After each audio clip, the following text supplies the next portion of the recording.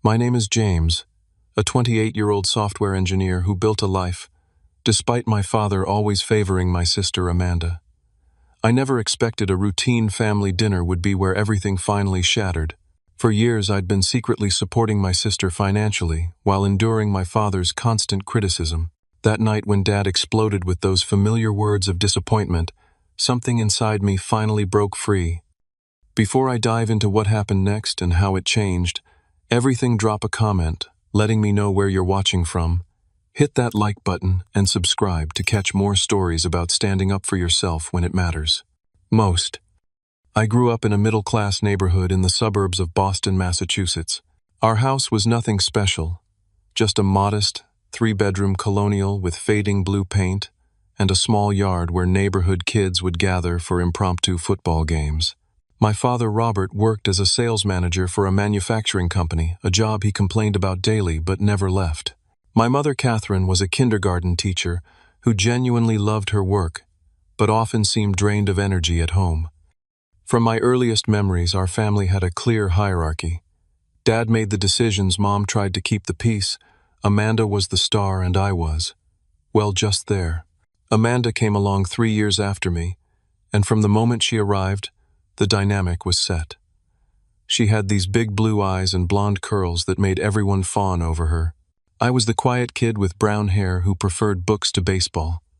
The signs of favoritism were subtle at first. When I brought home straight, as Dad would nod and say, "That's what you're supposed to do." When Amanda brought home B's and C's, there would be celebratory ice cream because she tried so hard. When I won the school spelling bee in 4th grade, Mom put the certificate on the fridge. Dad never mentioned it. When Amanda participated in her first dance recital that same year, Dad talked about her natural talent for weeks, even though she tripped twice during her routine. The root of this imbalance became clear as I got older. Dad had been a star quarterback in college, with dreams of going pro until a knee injury ended those plans. He'd always wanted a son who would follow in his athletic footsteps, someone he could coach and live vicariously through. Instead, he got me a kid who was more interested in taking apart our old computer than throwing a football. Mom would try to balance things in her quiet way. She'd slip into my room after Dad criticized my lack of interest in sports and tell me she was proud of my amazing brain. She'd help me with science projects and encourage my interest in computers, but she never stood up to Dad directly. Their relationship had its own power imbalance, with Mom always yielding to Dad's stronger personality. The pattern of unequal treatment manifested in specific incidents that remain burned into my memory. When my 10th birthday fell on the same weekend as Amanda's dance recital, my party was canceled so the family could attend her performance. "We'll celebrate next weekend," Mom promised, but Dad added, "James understands that Amanda needs our support." I did understand. I understood that my sister's activities would always take priority. In 8th grade, I won first place in the regional science fair with a computer program I'd written that simulated ecosystem changes. The blue ribbon sat on our kitchen counter for 2 days without comment from Dad. That same month, Amanda received a participation trophy for her soccer team, which finished last in their league. Dad hung the trophy on our mantle and bought her a new pair of cleats to encourage her athletic development. The most telling example came during our senior years of high school. I was accepted to MIT with a partial scholarship, an achievement that represented countless hours of hard work and determination. When I showed Dad the acceptance letter, he glanced at it and said, "That's going to be expensive." When Amanda got accepted to the state university with no scholarship, Dad took the family out for a fancy dinner and gave a toast to our family's first college student as if I hadn't already been accepted months earlier. As these experiences accumulated, I developed a complicated mixture of resentment and determination.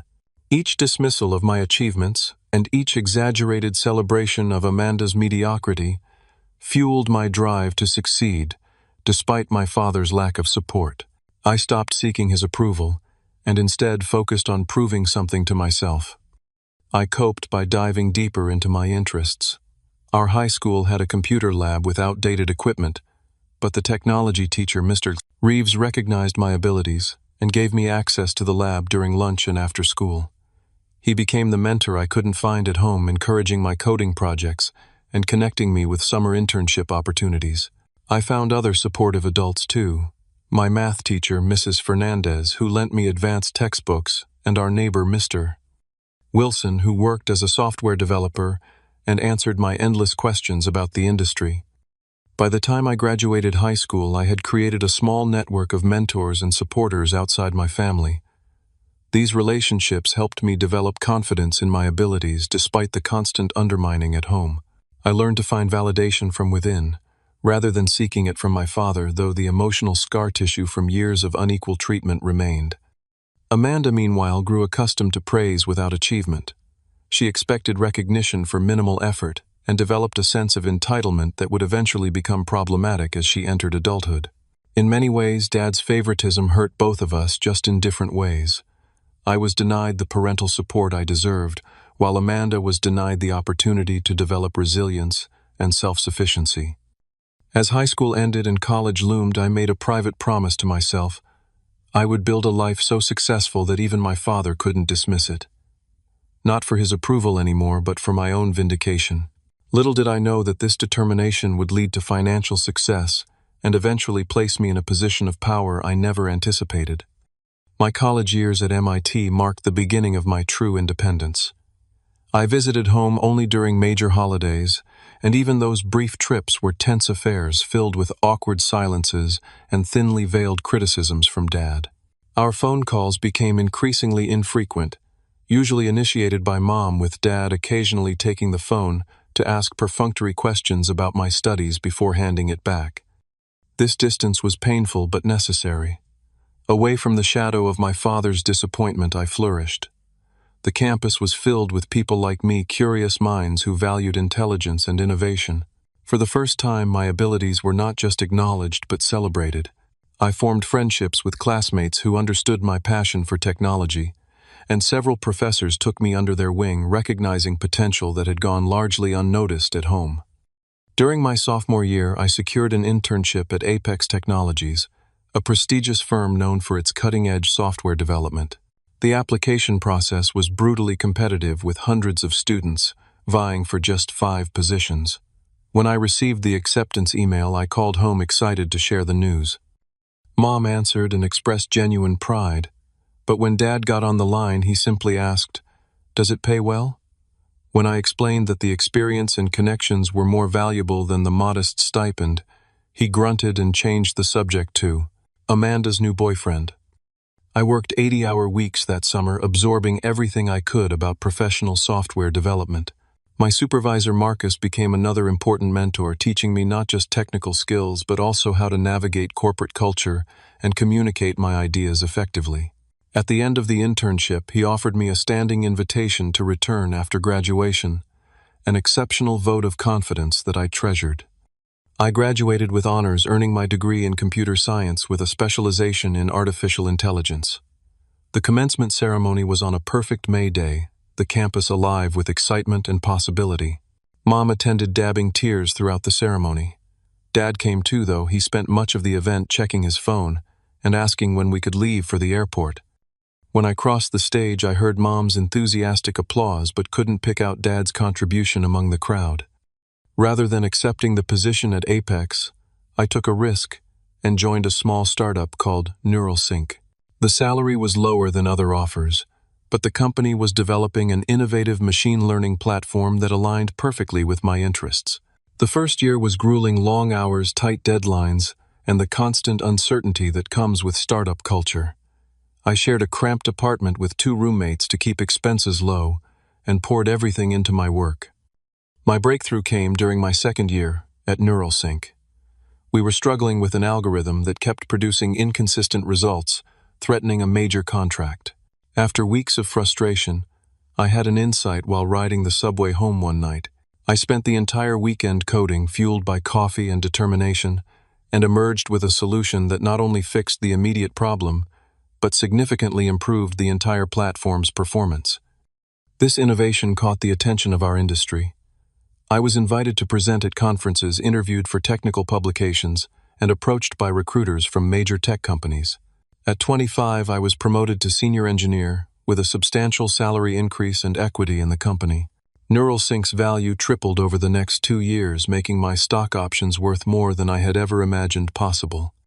Financial success came faster than I expected. I made prudent investments, lived below my means, and watched my savings grow. At 27, I purchased my first home, a modern 2-bedroom condo, in a desirable neighborhood with floor-to-ceiling windows and a view of the city skyline. It represented everything I had worked for: independence, security, and validation of my chosen path. Meanwhile, Amanda's life was following a very different trajectory. She had started college at the state university, with Dad covering her tuition, but dropped out after 3 semesters, claiming the academic environment wasn't nurturing her creativity. She moved back home and worked a series of retail jobs, never staying at any position longer than a few months. Dad always defended her choices, saying she was finding her path and too special to be stuck in a mundane job. A year later, Amanda enrolled in a private art school, convinced she had discovered her calling as a photographer. Dad paid the expensive tuition without question, despite his earlier concerns about the cost of my partially scholarshiped MIT education. After 2 semesters, she dropped out again, this time because the instructors were too critical and didn't understand her vision. Her personal life followed a similar pattern of instability. She cycled through relationships quickly, each new boyfriend initially described as the one before inevitably becoming toxic or unsupportive within months. Several of these relationships ended with Amanda needing financial help to cover shared expenses her ex-partners had left behind. As Amanda approached her mid-20s, her financial dependence on our parents intensified. She moved into her own apartment, but Dad paid her rent. She had a car, but Mom covered the insurance. She had a credit card for emergencies, which somehow included new clothes and restaurant meals. I learned about most of this through occasional calls with Mom, who began expressing quiet concern about their retirement savings. During one such call, Mom hesitantly mentioned that Amanda needed money for rent, but they were temporarily short because of Dad's medical bills from a minor surgery. Without hesitation, I offered to help, sending enough to cover Amanda's rent for 2 months. I made Mom promise not to tell Amanda or Dad that the money came from me. It wasn't about recognition. I just couldn't bear the thought of my parents draining their savings while I had more than enough. This began a pattern that would continue for the next 3 years. Mom would occasionally mention financial struggles, and I would send money through her, always anonymously. Part of me felt proud that I could help my family, but another part recognized the unhealthy dynamic this created. I was enabling Amanda's continued dependence and protecting Dad from facing the consequences of his favoritism. Yet each time Mom called with that particular tone of stress in her voice, I couldn't bring myself to refuse. Despite my financial success and professional recognition, I still carried a complicated desire for my father's approval. Logical or not, that need remained buried in my psyche, occasionally surfacing during late-night reflections or after difficult phone calls home. I had built a life that disproved his low expectations of me, yet his validation remained the one achievement that eluded me. As my career continued to advance, Amanda's financial situation deteriorated further. What began as occasional assistance with rent evolved into a regular monthly commitment that expanded to include utilities, car payments, and even credit card bills. Mom became the reluctant intermediary, passing my money to Amanda, while maintaining the fiction that it came from their retirement savings. During one particularly candid phone conversation, Mom confessed that they had already withdrawn more than $60,000 from their retirement accounts to support Amanda.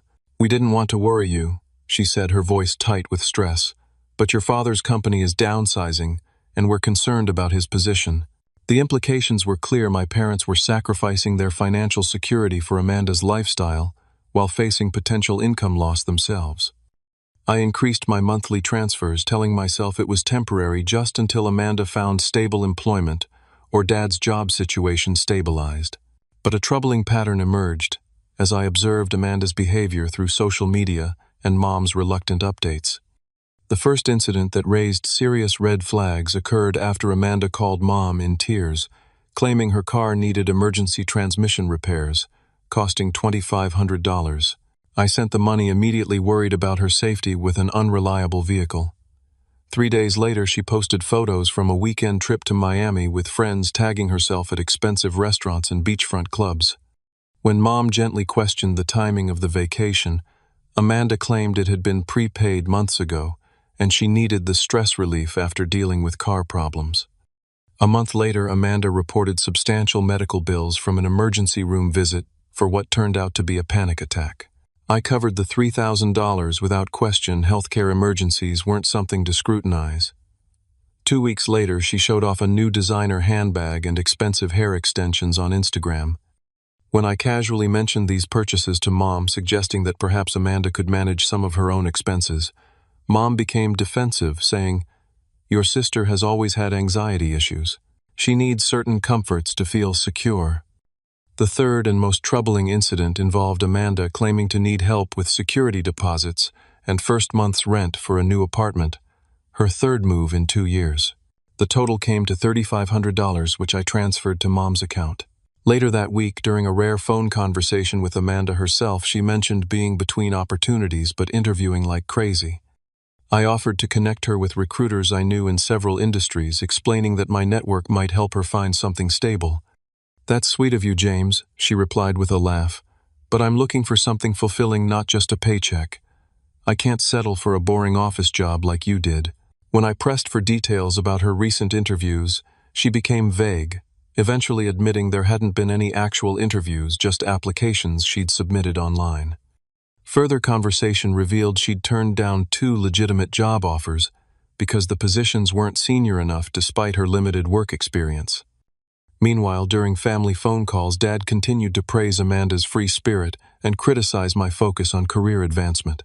"Not everything is about money and success, James," he said during one particularly frustrating conversation. "Amanda understands the importance of experiencing life and finding personal fulfillment. You've always been too focused on proving yourself instead of living."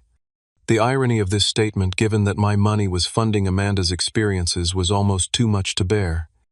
The strain began affecting my mental health. I developed insomnia, often lying awake, wondering if I was enabling destructive patterns or genuinely helping my family through a difficult time. After a particularly brutal week of work, stress compounded by another urgent financial request from home, I finally made an appointment with a therapist. Dr. Elizabeth Chen was in her 50s, with a calm demeanor and direct approach that cut through my tendency to rationalize the situation. During our third session, after I'd explained the full history of my family dynamics, she leaned forward and asked simply, "What would happen if you stopped paying Amanda's bills?" The question hit me like a physical blow. I had never seriously considered that option, assuming it would lead to Amanda becoming homeless or my parents depleting their retirement entirely. When I expressed these fears, Dr. Chen nodded thoughtfully. "It sounds like you've been assigned the role of family rescuer without your consent," she said. "You're carrying financial responsibility without any authority or recognition. That's an unsustainable position that's causing you significant distress." Over the next several months of therapy, I began to understand the complex web of family dynamics that had trapped us all. I wasn't just giving money, I was participating in a system that kept Amanda dependent, my parents in denial, and myself perpetually seeking validation I would never receive. Dr. Chen helped me explore healthier boundaries and recognize my own worth apart from either financial contribution or parental approval. I attempted several times to discuss the situation rationally with my father.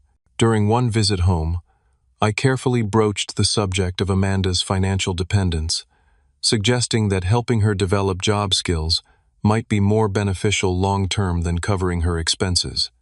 Dad shut down the conversation immediately. "You've always been jealous of the special bond Amanda and I have," he said dismissively. "She's going through a temporary rough patch. Not everyone can be a robotic success machine like you, James. Some people need time and support to find their way." His words stung, but thanks to my work with Dr. Chen, I was better equipped to recognize the manipulation. I understood that Dad's characterization of me as robotic and Amanda as special was part of a narrative he'd constructed to justify the unequal treatment that had defined our family for decades. As my therapy progressed, I began to consider establishing firmer boundaries around my financial support. I wasn't ready to cut off assistance entirely concerned about the impact on my parents' retirement security, but I recognized that the current arrangement wasn't helping anyone in the long run. I decided that the next time the family gathered, I would have an honest conversation about creating a sustainable plan for Amanda's future, one that involved developing independence rather than perpetuating dependence. I had no idea that the opportunity would come sooner than expected, or that it would unfold in a way I could never have anticipated. The occasion for our rare family gathering was Dad's 60th birthday. Mom suggested meeting at Salvatore's, an upscale Italian restaurant downtown that Dad had always wanted to try but considered too expensive for regular outings. I made the reservation and privately arranged to cover the bill my small gift to the man who had never truly seen my worth. I arrived early professionally, dressed in a tailored navy suit after coming directly from a client meeting. The restaurant exuded old-world elegance, with its dark wood paneling, crisp white tablecloths, and soft lighting from ornate chandeliers. The maitre d' led me to a corner table partially secluded by a decorative screen, offering a perfect balance of privacy and ambiance. Mom and Dad arrived next. Dad looked older than his 60 years, his once robust frame, slightly stooped hair, completely gray. Mom had maintained her gentle warmth, though new worry lines creased her forehead as she hugged me. Amanda arrived 20 minutes late, offering no apology, as she air-kissed each of us and immediately ordered an expensive cocktail before even sitting down. The evening began pleasantly enough. We ordered appetizers to share calamari bruschetta and an antipasto platter. Dad reminisced about his college football days, telling stories I'd heard countless times but feigned interest in for the sake of harmony. Mom asked about my work, and I gave a simplified explanation of my current project developing security algorithms for financial institutions. Amanda scrolled through her phone intermittently, occasionally showing Mom photos of a friend's new puppy or a cafe she'd discovered. The tension remained beneath the surface like a fault line waiting for pressure to build. It finally emerged as our main courses arrived: Dad's osso buco, Mom's linguine with clams, Amanda's lobster ravioli, and my chicken parmesan. Amanda set down her fork after 2 bites and cleared her throat dramatically. "So I have some exciting news," she announced, drawing all attention to herself. "I found the perfect apartment in the West Side Arts District. It's in this converted warehouse with exposed brick and these amazing windows. All the up-and-coming artists live in the building." "That sounds lovely, dear," Mom said carefully. "But isn't the West Side quite expensive?" Amanda waved away the concern. "It's an investment in my career network. I've been talking with this gallery owner who might exhibit some of my photography, and he says location is everything in the arts community." Dad beamed with pride. "That's my girl, always thinking strategically. Sometimes you have to spend money to make money." I took a slow sip of water, remembering that Amanda hadn't picked up a camera in months, according to Mom's updates. Her photography career consisted of smartphone pictures posted to Instagram with heavy filters. "What's the rent like?" I asked, keeping my tone neutral. Amanda shifted in her seat. "It's actually really reasonable for the area, only $2,400 a month. And I'd need to put down first and last month's rent plus security deposit, so around $7,200 to move in." She directed this information to Dad, avoiding my gaze. Mom paled visibly. I knew from our conversations that their retirement account was dangerously depleted, and Dad's company had indeed announced layoffs starting next quarter. Dad looked thoughtful for a moment before turning to me. "James, you've been doing well for yourself. $2,400 wouldn't make a dent in your monthly income." There it was not a direct request, but the clear implication that I should volunteer to fund Amanda's latest whim. In previous years, I would have arranged it privately through Mom to avoid confrontation, but months of therapy had strengthened my resolve to break unhealthy patterns. "Amanda's rent isn't my responsibility," I said calmly. "I think we should discuss how she plans to afford this apartment with her current income." An uncomfortable silence fell over the table. Amanda stared at her plate while Dad's expression darkened. Mom attempted to redirect the conversation. "The calamari was excellent, wasn't it? We should ask for the recipe. Your sister is trying to build something meaningful." Dad interrupted, his voice carrying the edge that had intimidated me throughout childhood. "Not everyone measures success by their bank account, James." "I don't measure success by money," I replied evenly. "I measure it by independence and self-sufficiency, values I had to learn on my own." Amanda looked up, her eyes narrowing. That's such a passive-aggressive thing to say. Not everyone had the advantages you did. The irony of this statement was staggering. I had worked through college, secured scholarships, and built my career through persistent effort, while Amanda had received continuous financial support despite minimal effort. What advantages are you referring to exactly? I asked, genuine curiosity in my voice. You were always the smart one, she said, as though intelligence had been gifted to me rather than developed through countless hours of study and practice. Everything came easily to you. Dad nodded in agreement. James, you need to understand that your sister has a creative soul. She needs freedom to explore her potential, not be tied down by mundane concerns. And who should be tied down by those mundane concerns instead? I asked. That's just life, son, Dad said dismissively. Family helps family. Your mother and I supported you through college. I had scholarships I corrected, and I worked 20 hours a week at the campus IT department. There you go again, always keeping score. Dad's voice rose slightly. Always the calculator, never the heart. Several diners at nearby tables glanced our way. Mom placed a hand on Dad's arm, silently urging him to lower his voice. I'm not keeping score, I said. I'm stating facts. And the fact is that Amanda has received significantly more financial support than I ever did, with significantly less expectation of eventual independence. Amanda's face flushed with anger. You think you're so perfect, don't you? Sitting there in your expensive suit judging my life choices. I don't judge your choices, I replied. I question why they should be funded by others. Dad's patience finally snapped. He slammed his palm on the table, causing silverware to rattle and water to slosh from glasses. The restaurant fell momentarily silent as dozens of eyes turned toward our table. You've always been like this, he said, voice raised, despite the public setting. Cold, calculating, selfish. Your sister has heart, creativity, passion, things you know nothing about. She's better than you in every way that matters. The words hung in the air, their familiarity almost comforting in their predictability. I had heard variations of this speech throughout my life, yet this time was different. I felt no pain, no desperate need to prove him wrong. Instead, I experienced a strange clarity, as though viewing our family dynamic from a great height. I leaned back in my chair, a small smile forming on my lips. The calm that washed over me wasn't forced. It was the genuine peace of someone finally ready to speak their truth. Good, I said quietly, my voice carrying in the hushed restaurant.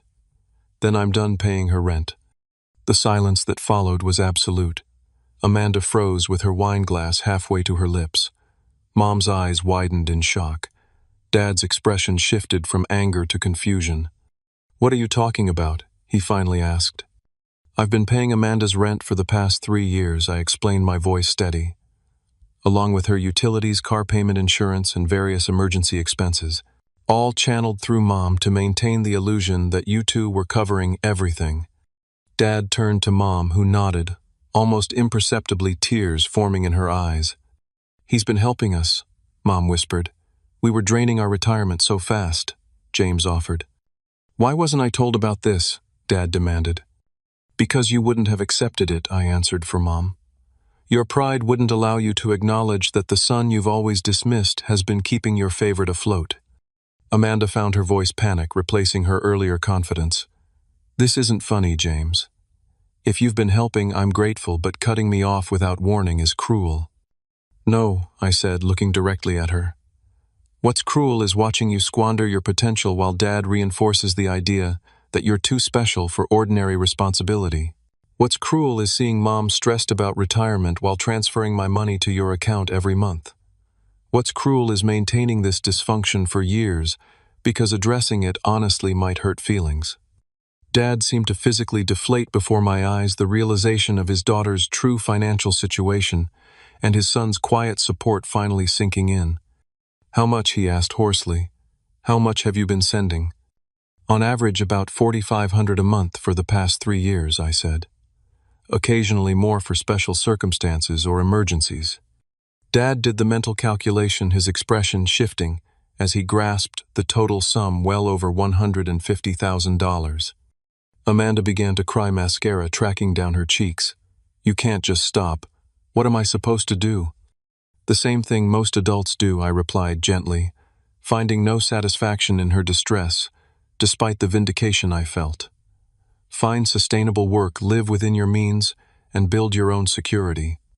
I signaled for the check, signed the credit card slip, and stood to leave. I think we all need time to process this. I'm going to head home now. Mom, Dad, happy birthday. The dinner's been paid for. As I walked out of the restaurant, I felt simultaneously lighter and heavier, freed from a burden I'd carried silently for years, yet weighted by the knowledge that our family would never be the same. The drive home from the restaurant was surreal. Boston's nighttime skyline glittered against the dark sky as I navigated familiar streets that somehow looked different. My hands gripped the steering wheel too tightly, knuckles white despite the profound calm I'd projected at dinner. Once inside my condo, I sank onto my couch in the dark, still wearing my suit, and finally allowed the emotions to surface. I wasn't sure what I expected to feel, perhaps triumph or righteous satisfaction. Instead, a complex mixture of relief, grief, guilt, and uncertainty washed over me in waves.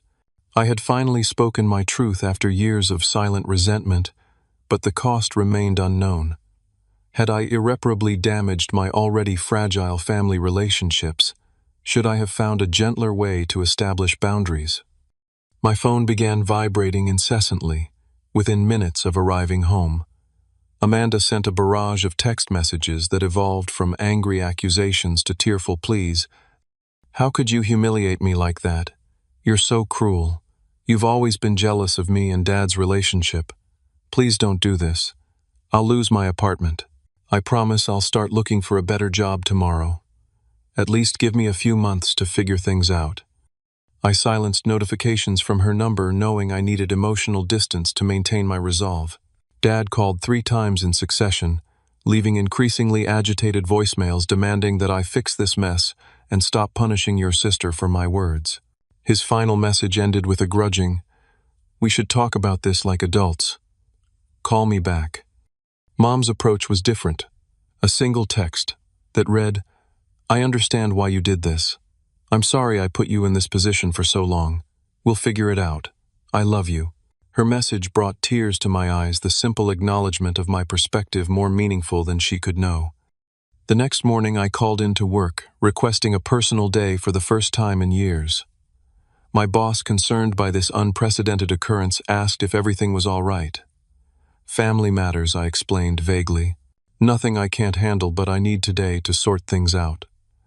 The understanding in her voice reminded me that healthy relationships, even professional ones, included space for human struggles. By mid-morning, Amanda had escalated her communication strategy, alternating between threats and bargaining. "I'll tell everyone in the family how you abandoned me. What if I look for a cheaper apartment instead? Maybe I could pay you back eventually. Just 3 more months of support, then I'll be completely independent." I maintained my silence, recognizing these as manipulation tactics, rather than genuine efforts to understand my position or take responsibility. Dad's approach evolved more slowly. His initial anger gave way to blame. This is what happens when you put money above family, before shifting to reluctant acknowledgement of the situation's complexity. "I didn't realize how much financial pressure your mother was under." Still, he avoided addressing the core issues of favoritism and Amanda's dependence, focusing instead on practical solutions that would allow the previous dynamic to continue in modified form. 3 days after the restaurant confrontation, Mom called. Her voice sounded tired, but somehow stronger than it had in years. "I need to apologize properly," she began, "not just for asking you to help financially, but for not standing up for you all these years. I thought I was protecting everyone by keeping the peace, but I was actually helping maintain an unhealthy situation." "You were caught in the middle," I said, throat tight with emotion. "I understand that wasn't easy." "It wasn't, but that doesn't excuse it." She paused, then continued with new determination. "Your father and I had a long talk last night, probably our first truly honest conversation in decades. He's struggling to accept his role in creating this situation, but he's trying, James. And Amanda, well, she's angry and frightened, but this reckoning was inevitable." How are you handling the practical aspects? I asked, concerned about their retirement security despite my resolve to end the financial enabling. We've told Amanda she can move back home temporarily if she loses her apartment, but she'll need to contribute to expenses and actively pursue employment, Mom explained. I've also made an appointment with a financial advisor to assess our retirement situation realistically. We may need to downsize earlier than planned, but we'll manage. The conversation with Mom reassured me that, while painful, my actions at the restaurant had initiated necessary changes. Still, the emotional toll was significant. I returned to Dr. Chen's office for an emergency session, needing guidance to process the aftermath and maintain my boundaries despite intense pressure. What you're experiencing is the discomfort of disrupting a long-established family system, she explained after I recounted the dinner and its aftermath. Everyone had defined roles: you as the provider, Amanda, as the dependent, your father, as the protector of Amanda, and your mother as the mediator. You've changed the script, and that creates anxiety for everyone, including you. Part of me wants to give in, I admitted. Write one more check to ease the transition. Dr. Chen nodded understanding. That's natural. But ask yourself whether another check would truly help Amanda develop independence, or just delay the inevitable while reinforcing old patterns. That session strengthened my resolve to maintain boundaries while still offering appropriate support. I drafted an email to Amanda outlining what I was and wasn't willing to provide: no more direct financial assistance, but I would pay for career counseling, resume services, and professional development courses if she was interested. I emphasized that my boundary wasn't about punishment, but about believing in her capacity to support herself. Amanda's reply came a day later, shorter than her previous messages, and noticeably lacking in emotional manipulation. I'm still angry, but I'll think about the career counseling. I have a job interview at a gallery next week. Don't tell Dad.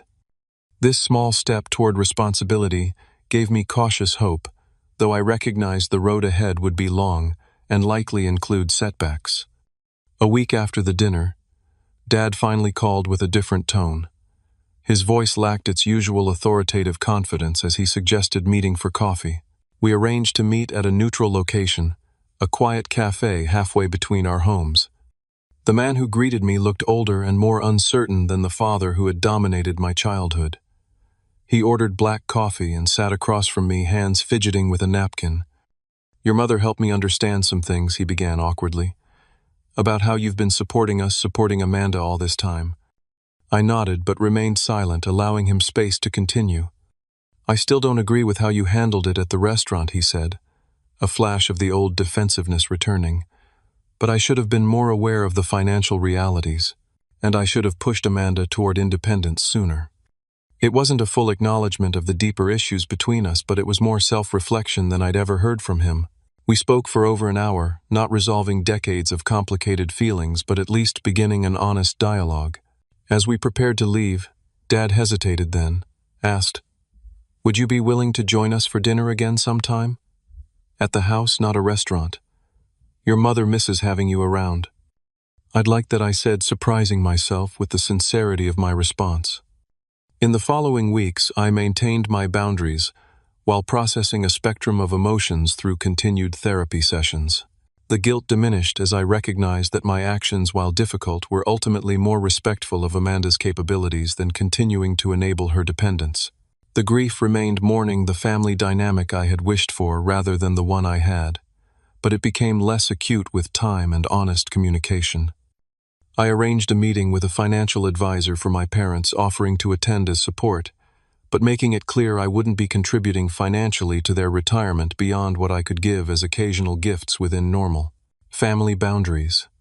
The advisor helped them develop a realistic plan that would require lifestyle adjustments, but could ensure their long-term security.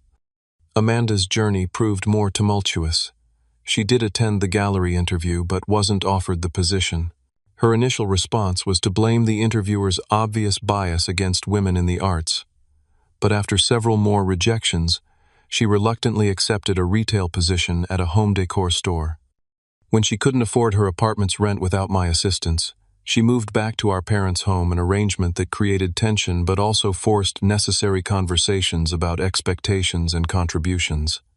Through these difficult weeks, I discovered that establishing boundaries, while painful, created space for authentic relationships to potentially develop. We were all learning to interact as adults, rather than remaining trapped in childhood roles that no longer served any of us. The process was messy and incomplete, but for the first time it felt honest. 2 months after the restaurant confrontation, I invited my family to my condo for dinner. The invitation represented more than a meal. It was an opportunity to meet on my territory in the home I had built through my own efforts. It also served as neutral ground away from the childhood home where old roles and patterns seemed etched into the very walls. I spent the day preparing not just cleaning and cooking, but also mentally reviewing strategies from therapy for maintaining healthy boundaries while remaining open to genuine connection. I prepared my favorite recipes: grilled salmon with dill sauce, roasted vegetables, and fresh bread from a local bakery, wanting to share something authentic rather than trying to impress. They arrived together, each carrying something despite my assurance that they didn't need to bring anything. Mom held a bouquet of mixed flowers. Dad awkwardly clutched a bottle of wine he'd clearly put thought into selecting, and Amanda brought a small potted succulent with a handwritten note that read simply, "Thanks for having me." The initial minutes were tense, filled with overly polite small talk and careful movements, as though we were all navigating a space filled with invisible tripwires. We sat in my living room with glasses of wine, the city skyline visible through floor-to-ceiling windows, physical distance between us on the sectional sofa. After 20 minutes of strained conversation about traffic and weather, I decided to address the elephant in the room directly. I had prepared a statement with Dr. Chen's guidance, something truthful without being accusatory. I wanted to have you all here tonight because despite everything that's happened, you're my family. I began, my voice steadier than I felt. The dinner 2 months ago brought a lot of long-standing issues to the surface, which was painful but necessary. I'm not interested in assigning blame or rehashing arguments. What I want is to establish a new way of relating to each other based on mutual respect and honest communication. I outlined what that meant from my perspective: no more financial enabling recognition of each person's autonomy and choices, and acknowledgement of our shared history without being defined by it. I explained that while I was open to rebuilding our relationships, I would maintain firm boundaries around my time, money, and emotional energy. Dad shifted uncomfortably throughout my speech, clearly unaccustomed to such direct communication about family dynamics. When I finished, the silence stretched until he finally cleared his throat. "I've never been good at this kind of talk," he admitted, staring at his hands. "But I've been thinking a lot about things since that night." He looked up, meeting my eyes with visible effort. "I had certain expectations for you that weren't fair. When you didn't meet them, when you weren't interested in sports or following my path, I took it personally instead of seeing who you actually were. It wasn't a complete acknowledgement of the years of favoritism, but it was more insight than I'd ever heard from him." I nodded, accepting his partial understanding as a beginning rather than demanding perfection. Mom spoke next, her voice quiet but firm. "I enabled a lot of unhealthy patterns in our family by trying to keep everyone happy instead of addressing problems directly. I'm working on finding my voice now, even when it creates temporary discomfort." Amanda remained silent, longest examining her wineglass as though it contained answers. When she finally spoke, her words surprised me. "I'm angry about a lot of things right now," she said bluntly. "Angry that my safety net disappeared. Angry that I wasn't better prepared for adult responsibilities. Angry at myself for expecting others to solve my problems." She set down her glass with deliberate care. "But I'm also starting to understand that the way things were wasn't actually helping me become the person I want to be." We moved to the dining table, the conversation flowing more naturally as we served food and shifted to less emotionally charged topics. Dad asked genuinely interested questions about my current work project. Mom shared her excitement about a watercolor class she'd started taking. Amanda mentioned her job at the home decor store, acknowledging it wasn't her dream position, but that she was learning useful skills about customer service and inventory management. As we finished dinner, I brought up the practical aspect of moving forward. I want to be clear about how I can support each of you in healthy ways, I said. Dad, Mom, I'm happy to help review your retirement planning or connect you with financial resources, but I won't be making regular contributions beyond normal family gifts for birthdays and holidays. They nodded, Dad, with lingering reluctance but acceptance nonetheless. I turned to Amanda. For you, I'm still willing to fund constructive steps toward independence, career counseling skills, training, professional development. Not cash for expenses, but investments in your future ability to support yourself. Instead of the defensive reaction I half expected, Amanda considered the offer seriously. The store manager mentioned they offer assistant buyer training for employees who show potential. It requires some additional classes in retail merchandising that aren't covered by employee benefits. Would something like that qualify? Absolutely, I agreed, pleased by her practical thinking. Send me the information, and we can discuss the details. The evening ended without perfect resolution. Real family healing doesn't happen in a single conversation, but with tentative steps toward a healthier dynamic. As they prepared to leave, Dad lingered behind Mom and Amanda, awkwardly extending his hand to me. You've built a good life here, son, he said, gesturing to the condo. I should have said that earlier. The acknowledgement was simple but significant, the first genuine recognition of my achievements without qualification or comparison. I shook his hand, then made an impulsive decision, and pulled him into a brief hug. Thanks for coming tonight, I said as I released him. It means a lot. In the weeks that followed, our family continued the difficult work of establishing new patterns of interaction. Dad struggled the most with the changed dynamic, occasionally slipping into old habits of dismissing my choices or overly praising Amanda's minor accomplishments.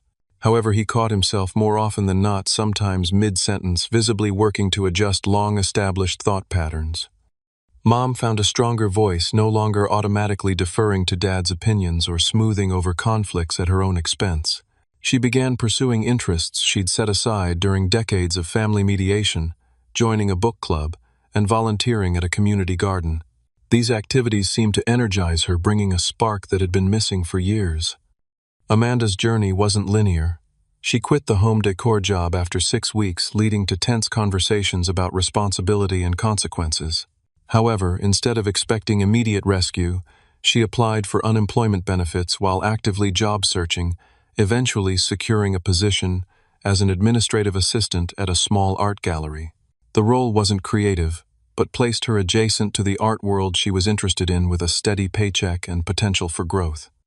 She did enroll in the retail merchandising classes we'd discussed, discovering an unexpected aptitude for visual presentation and product selection.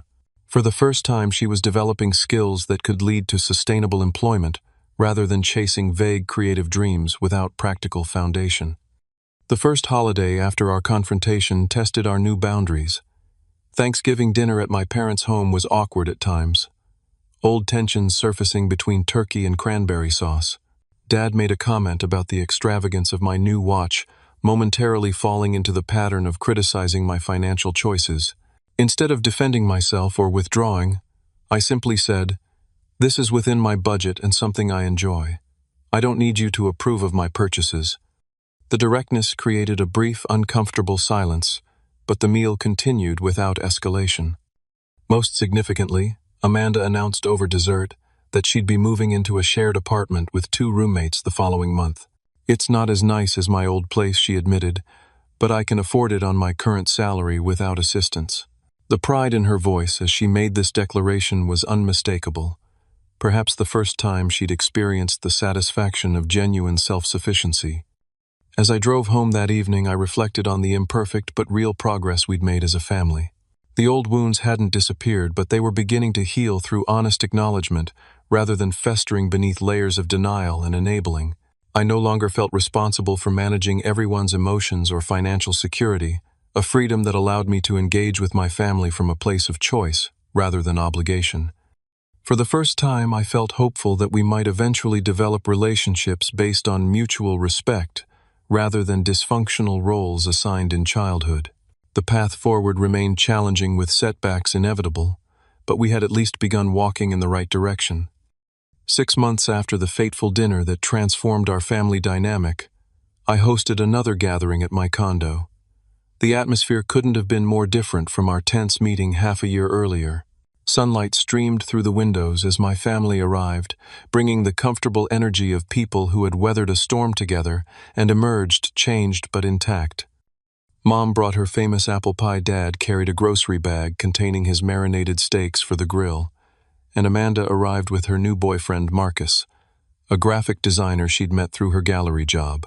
The easy conversation and relaxed postures reflected our evolving relationships, still works in progress, but grounded in greater authenticity than ever before. As we gathered around my dining table, I observed the tangible evidence of our individual and collective growth. Amanda had maintained her position at the gallery for 5 consecutive months, a record for her adult working life, and had recently been given additional responsibilities coordinating with artists for upcoming exhibitions. The small salary increase allowed her to build her first modest emergency fund, a concept she would have dismissed as unnecessary just a year ago. "We're featuring a new photographer next month," she told us. During dinner, genuine enthusiasm in her voice. The gallery owner actually asked for my input on how to arrange the exhibition space. "I've been learning so much about what makes a compelling visual presentation." Dad, who once would have vaguely praised her creative spirit without acknowledging the practical aspects of her work, asked thoughtful questions about the business side of gallery operations. "That sounds like valuable experience," he observed. "Those skills would transfer to many industries if you ever wanted to explore other options." This simple acknowledgement of Amanda as a working professional, rather than a perpetual child, represented significant evolution in his thinking. He had begun to see her capabilities rather than just her needs, a shift that benefited them both. Mom had undergone perhaps the most surprising transformation. With Amanda becoming more independent and Dad adjusting to a more balanced family dynamic, Mom found space to rediscover her own identity beyond mediator and caretaker.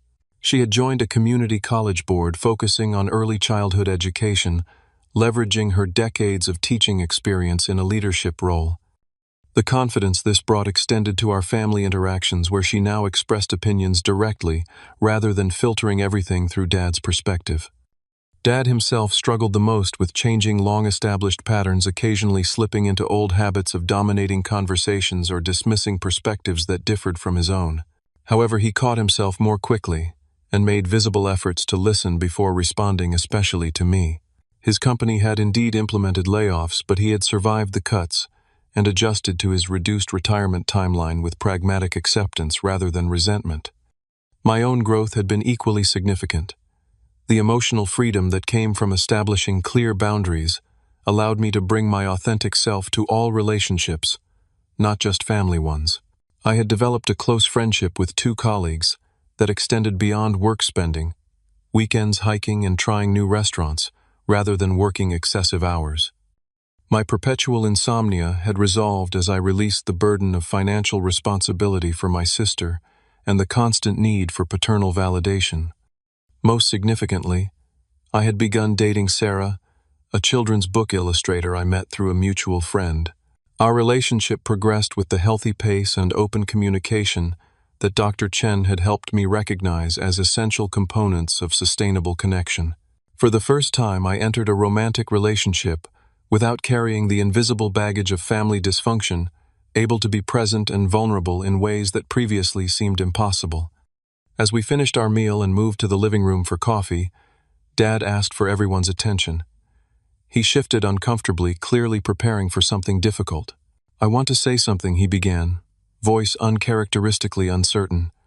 "I've been doing a lot of thinking over these past months, especially after talking with a counselor myself." This revelation surprised me. Dad had always dismissed therapy as unnecessary navel-gazing. "James," he continued, looking directly at me, "I owe you an apology.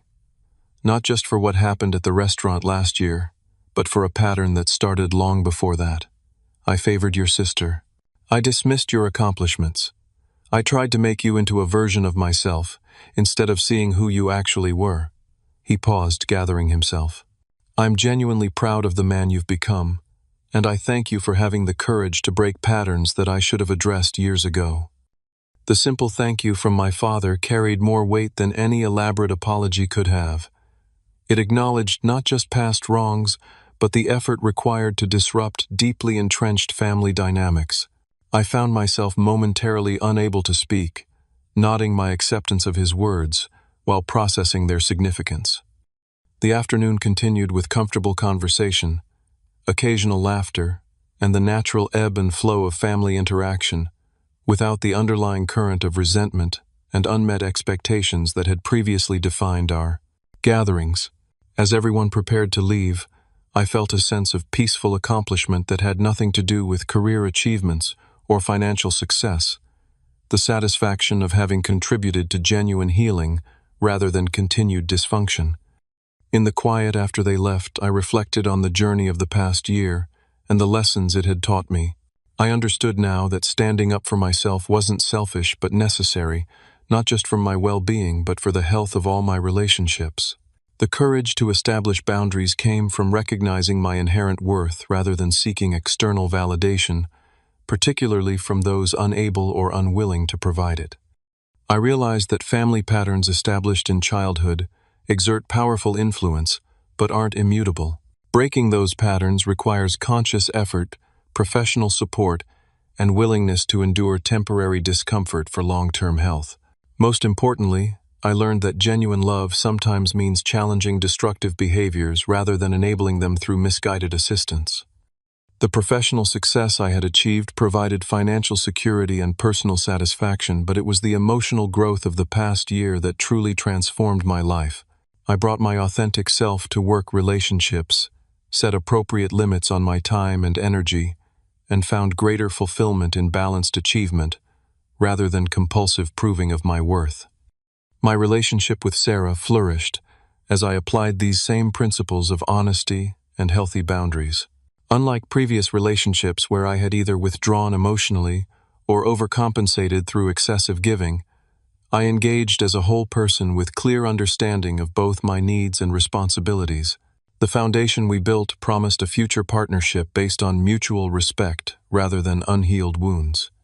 In the quiet after they left, I reflected on the journey of the past year and the lessons it had taught me. I understood now that standing up for myself wasn't selfish, but necessary not just for my well-being, but for the health of all my relationships.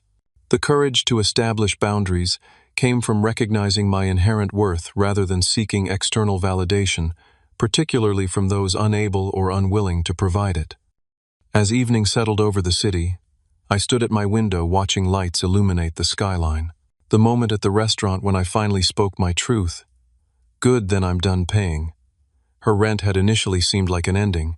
In reality, it marked the beginning of a different story for our entire family, one with greater authenticity and potential for genuine connection. The healing wasn't complete and never would be. Family relationships remain works in progress throughout life. But we had abandoned the destructive patterns that prevented growth, creating space for new, healthier ways of loving each other. I understood now that true freedom came not from financial success or independence from family ties, but from the courage to be authentically yourself within those relationships, to offer love without sacrificing self-respect, maintain boundaries without withdrawing connection, to acknowledge past wounds without being defined by them. This realization was the most valuable asset I possessed, worth far more than any financial investment or career achievement. It was the foundation upon which all other aspects of a meaningful life could be built. Have you ever had to set a difficult boundary with family? Share your experience in the comments below. Your story might help someone else find the courage to break unhealthy patterns in their own relationships. Don't forget to like this video. If it resonated with you, subscribe for more real-life stories about finding strength in difficult situations, and share with anyone who might need to hear that standing up for yourself isn't selfish. It's sometimes the most loving thing you can do. Thank you for listening to my journey. And remember, your worth isn't determined by others' ability to recognize it.